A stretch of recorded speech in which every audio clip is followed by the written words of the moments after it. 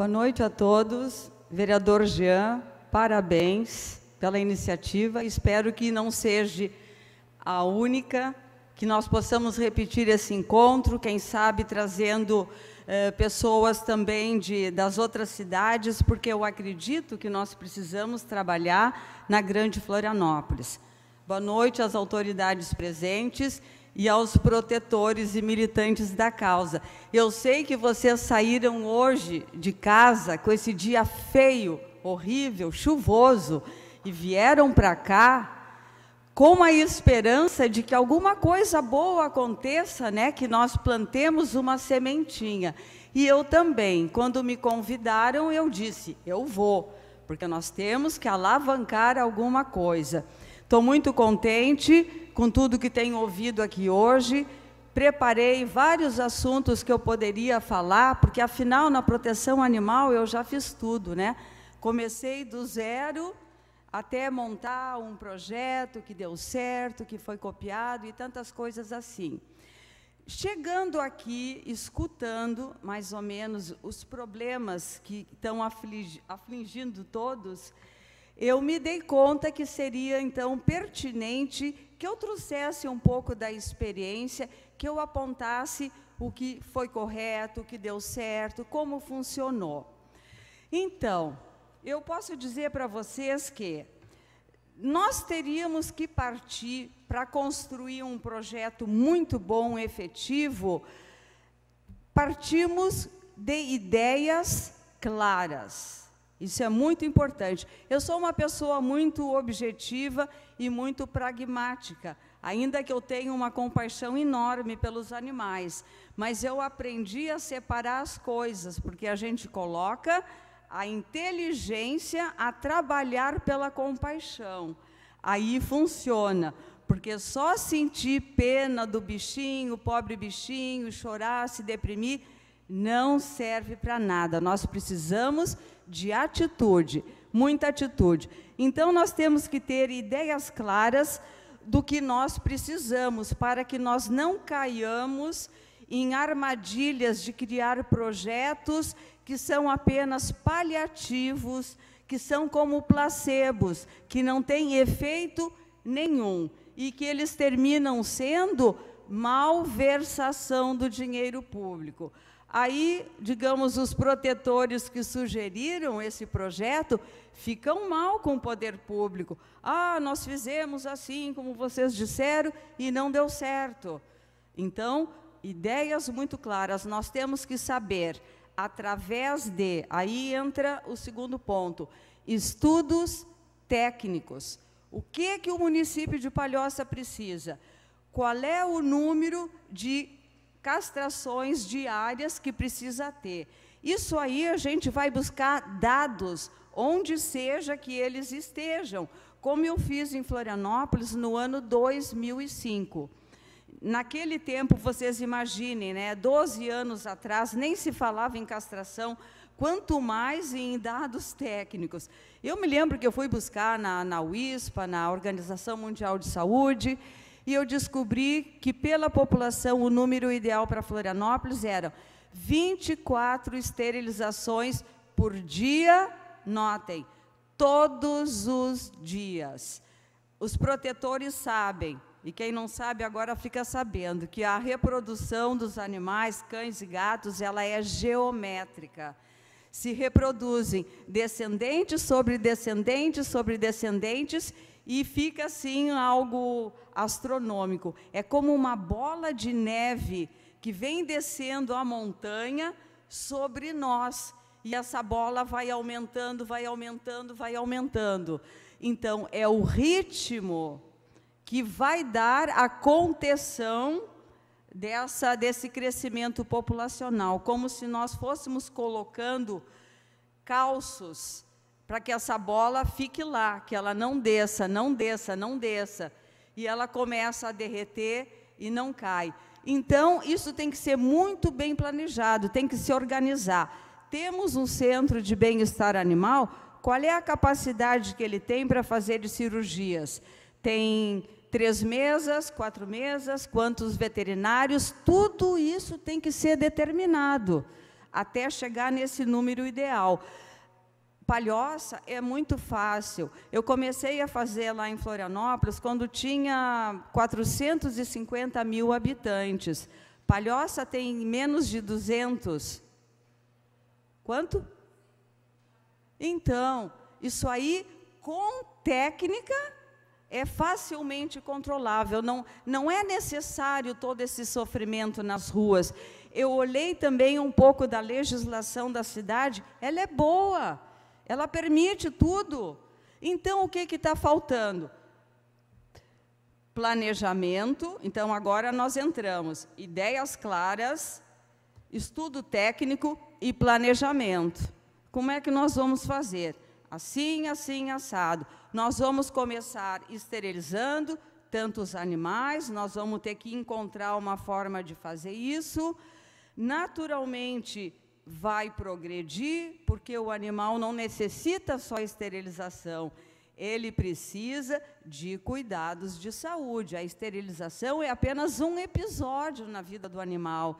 Ele é atropelado, ele fica doente, ele tem até gripe, ele tem todas as doenças dos humanos. E quem vai atender? Ele está castrado, mas ele vai ficar sofrendo? Isso não dá, é uma consequência lógica, como aconteceu em Florianópolis. Esterilizávamos 24 por dia, mas aqueles animais voltavam quando tinha algum problema. Então, nós criamos um consultório gratuito. A doutora Marisa ali tá sorrindo, porque ela estagiou comigo anos atrás, lá no Bem-Estar Animal, ela se lembra bem. Então, criamos um consultório. Mas os animais que vinham para esterilizar, em algum momento, eles também precisavam de outras cirurgias. Uma amputação de membro, um tumor, alguma coisa assim. Então, nós também tínhamos que abrir cirurgias diferenciadas.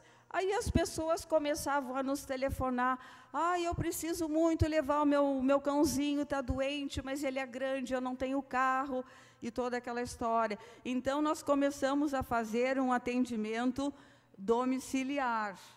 Então, isso tudo, ele vai crescendo. Então, esse planejamento tem que já ter tudo isso aí, um plano de expansão. Eu escutei falando muito em fundos, recursos. Pessoal, controle de zoonoses não é custo, é investimento em saúde humana. Cada animal que é atendido num consultório veterinário, ele está economizando uma consulta no posto de saúde. Então, nós temos que fazer o executivo, o poder público, entender isso. É investimento, não existe outra palavra. Bom, meios de fazer isso. Tem dois. Pela lei, que nem sempre funciona, porque tem uma enormidade de leis que estão aí, que ninguém sabe que tem, e que nunca foram usadas para nada, né? E o outro meio é a vontade política. Quando os dois se unem, então não tem erro. E nós vamos precisar despertar isso aqui em Palhoça. A lei já tem, vontade política. E quem é que pode mobilizar, fazer isso nascer e se harmonizar? Vocês que estão aí, os protetores, vocês que batalham, que lutam, que gastam dinheiro, vocês são os arautos de um novo mundo que reconhece os direitos dos animais, que reconhece a senciência dos animais, como diz a Rose. Vocês são eleitores, vocês têm que pressionar, têm que se mobilizar. E vou dizer outra coisa também, com todo respeito ao veterinário, que é o diretor do Bem-Estar Animal aqui, no meu entender, para dirigir um projeto dessa magnitude, tem que ser alguém da proteção animal. Alguém que saia da proteção animal, que tenha biografia, que pode não ter nem estudado, mas sabe tudo. Sabe tudo. É isso aí que nós precisamos, não pode ser alguém imposto, tem que ser alguém que tem aquela vocação natural de fazer bem, de fazer com inteligência, mas também com amor. Então, pessoal, vocês têm que organizar isso muito bem, vocês têm uma liderança muito boa aqui, a Rose, agora à frente da APRAP, a coisa vai ter que rolar. E eu vou ficar sempre disponível para ajudar, orientar e fazer o que vocês acharem que se precisa fazer. Mas tem que ser um coordenador ou diretor, qualquer que seja o cargo. Os veterinários são a parte técnica. O bem-estar animal deu certo, vocês sabem por quê? Eu era coordenadora e depois diretora. E nós tínhamos o quadro técnico, 7, 8 veterinários, mas quem tomava as decisões era eu. Porque, para mim, o animal em primeiro lugar. Depois, o resto era o resto. Então, por isso funciona. Para isso, vocês precisam de uma liderança com muita determinação, que não perca o foco. Vocês sabem que picuinha, briguinha, invejinha e toda essa bobajada existe, sempre existiu e vai existir. E isso não conta. Foco. Eu sempre me lembro que quando eu passei por essas situações assim, de estou cansada de tudo isso, quero desistir, eu me lembrava, porque durante muito tempo eu fui bailarina, não parece, mas eu fui bailarina clássica, e tinha uma técnica para a gente girar sem cair. A gente olha para o fundo, lá no seu foco, que é o fundo do palco, gira e olha para lá. Não perde. Tu também dançou, né? Então, tu sabe como é que é. Faz o que quiser, pirueta, fuetê em ponta, e não cai. Então, eu sempre me lembrava disso e trouxe para a minha vida na proteção animal. Digam o que disserem, o meu foco é esse e eu vou em frente. Não se deixem levar por outras coisas menos importantes. Porque os animais, eles dependem de nós, eles só têm nós. Eles são, os cães, por exemplo, você sabe que eles são a única espécie que se aliou ao homem. Em toda a história da evolução de todas as espécies, eles são os únicos. Nós devemos isso a eles. Um ponto que a Rose falou também, que eu achei muito importante, que o vereador perguntou. Nós temos muitos obstáculos. Os canis. Me lembra depois de falar nos canis. Então, os fundos. Saúde. É saúde. Vocês não têm que ter essa humildade de dizer, será que nós vamos conseguir? Não, tem que conseguir. Você sabe que o poder público, ele é legalmente responsável pelo controle de zoonoses. Eles são responsáveis, assim como eles têm que cuidar da dengue, disso, daquilo, zika, chikungunya e tudo mais, eles têm que fazer o controle de zoonoses. Cães e gatos transmitem zoonoses. Leishmaniose é perigosa para o homem. Então, tem que ter, que se aperte daqui e dali e se faça, mas se faça muito bem feito. Vocês têm que se organizar, se encontrar, não leva a mal o que eu falei, mas eu estou aqui para trazer experiência do que funcionou. Infelizmente, o bem-estar animal de Florianópolis, no ano 2012, com a troca da administração, ele sofreu muito, porque não houve continuidade. Mesmo assim, ele estava tão forte, tão arraigado no espírito da cidade, que ele não morreu. As pessoas em Florianópolis, elas amam a Dibeia. Elas amam a Dibeia. São centenas de pessoas indo sempre, sempre, sempre, sempre. Elas sabem que lá elas podem contar. E outra coisa, é tão lindo esse trabalho, porque a gente faz saúde pública com inclusão social. Todas aquelas pessoas que nunca tiveram acesso a uma clínica veterinária, elas chegavam lá, descia aquela senhorinha velhinha, Dona Maria, de chinelinho, com a cachorrinha dela, a pincherzinha, era uma pincherzinha, pequenininha, toda enrolada em pano. Ai, doutora, ela quer parir, não consegue, ela quer parir, não consegue, aquele horror todo. E eu desci o morro e eu já parei numa clínica, me pediram 450, a outra me pediu 800. Doutora, eu só tenho R$5, eu só tenho R$5 na carteira, ajuda a minha cachorra. E ela não sabia, porque alguém disse que ela poderia ir lá, ela quase não acreditou quando a gente pegou a cachorrinha dela, correu, operou e salvou. Ela chorou, abraçou todo mundo e no dia seguinte ela trouxe um saco de abacate para nós. Não é lindo isso? Isso é o que dava a motivação da gente ir todo dia trabalhar. Todo dia trabalhar. Então gera uma energia muito boa. Mesmo quando o poder público, no caso a antiga administração, tentou menosprezar, esvaziar e sucatear, ela não morreu, não conseguiram. Agora nós estamos retomando numa nova fase, tentando recuperar o tempo perdido e muito em breve nós já teremos tudo.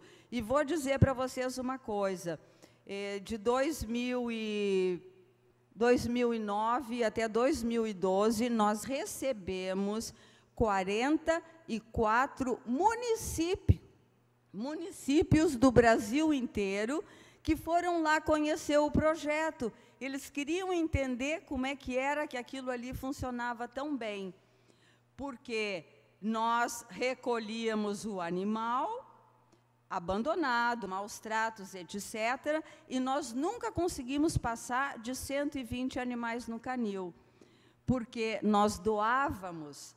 O bem-estar animal, ele se tornou um órgão que interagia com a sociedade de diversas maneiras, sempre beneficamente. Então, acho que esse seria o caminho. Vocês têm um exemplo aí perto de vocês. Vamos sensibilizar o prefeito, o vereador, por favor, sensibilizar, explicar para ele.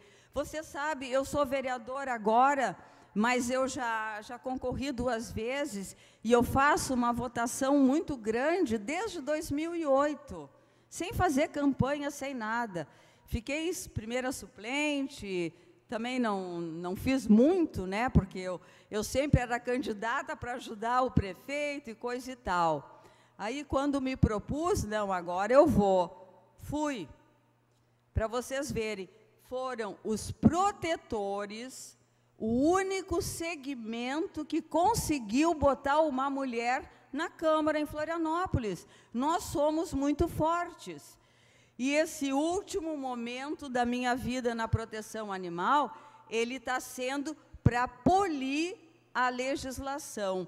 O básico em matéria de leis nós temos em Florianópolis, então agora nós estamos aprimorando. Então, nós acabamos com as carroças, comercialização de foie gras, fizemos a proibição do extermínio no município. Lá não se pode matar mais cão e gato, não pode. Tem que ir para o canil, ser castrado, vacinado e ficar esperando a adoção. E eles não ficam lá, fundo perdido, é adotado. Isso por quê, gente? Porque foi estudado, bem embasado e muito bem planejado. A gente não pode fazer balão de ensaio assim, não pode. Vamos organizar um bom projeto e vamos em frente. Eu acho que já terminou meu tempo. Eu não posso começar a falar, porque... Coisa de vereador, vereadora. Vereadora, sim. Como? Que eu ia falar nos canis clandestinos.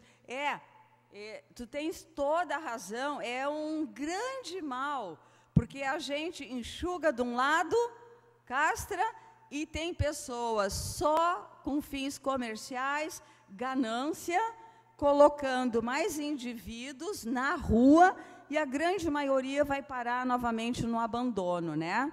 Em Florianópolis, nós estamos lutando contra isso, através da lei, tem a lei dos microchips, que determina. Você sabe também o seguinte, nós vivemos em democracia, a gente não pode proibir tudo, a gente pode regular, né? Então, tem a regulamentação desses canis clandestinos, que, quando começarem a ser fiscalizados, a maioria vai se mudar, tá? Espero que não venham para Palhoça, ou se vier, que vocês já estejam blindados, né? Porque, por exemplo, outro grande mal é essas feiras de vendas de filhotes que fazem.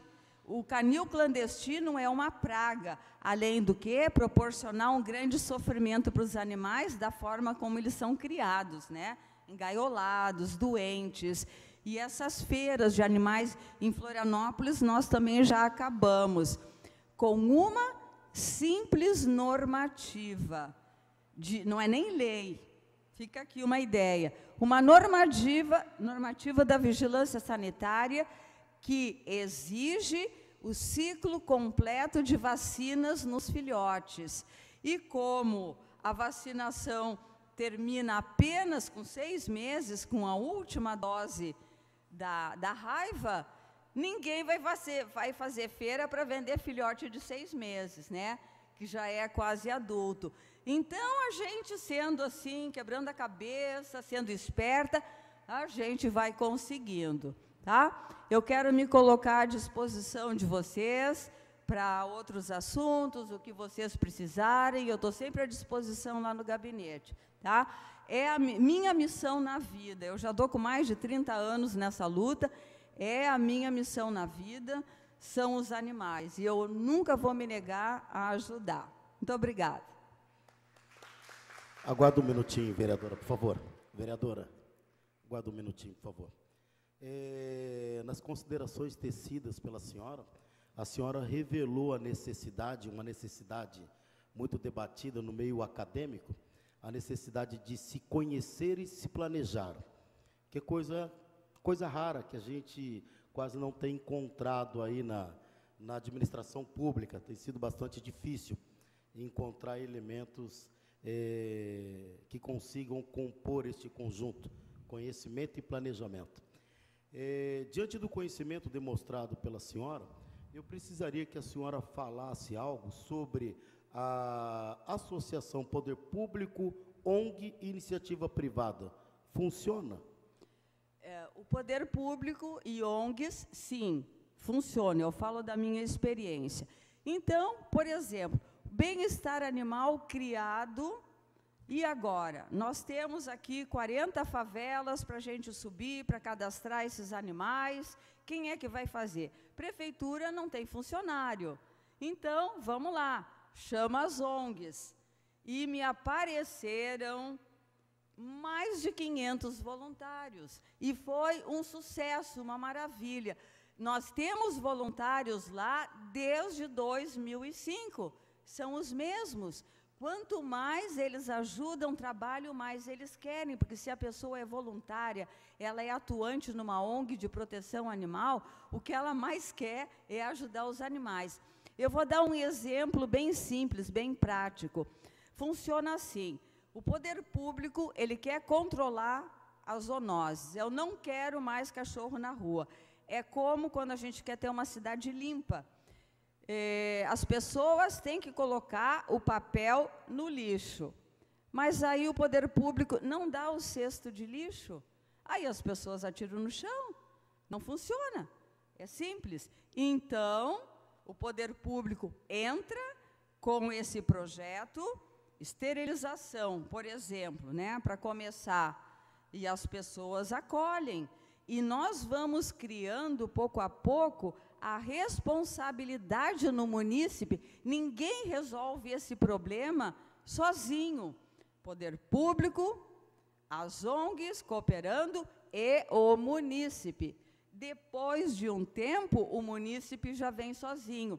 E outra coisinha que eu me esqueci de dizer, que é muito importante, a respeito do econômico, do lado econômico, esse projeto, no início, ele vai numa curva ascendente.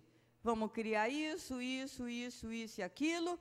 Num momento, depois de aqui em Palhoça, vai ser rápido, num determinado momento, ele estabiliza e começa a descender, porque cada vez tem menos animais para esterilizar. A sociedade aprendeu, ela vai cuidar mais, ela sabe que ela tem um consultório veterinário grátis, ela pode levar o seu animal. A vizinha que teve o seu animalzinho castrado, ela vai se dar conta que coisa maravilhosa não ter mais aquela cachorrada aqui no portão fazendo xixi. Se acalmou tudo, aí ela vai comentar com a vizinha e a vizinha diz assim: eu também quero castrar, onde é que tu castrou? E vai, e a coisa flui. Isso se chama evolução, transformação positiva. Nós transformamos comportamentos indesejados, como abandono, crueldade, maus tratos, em comportamentos positivos, com a ajuda de todos. Certo?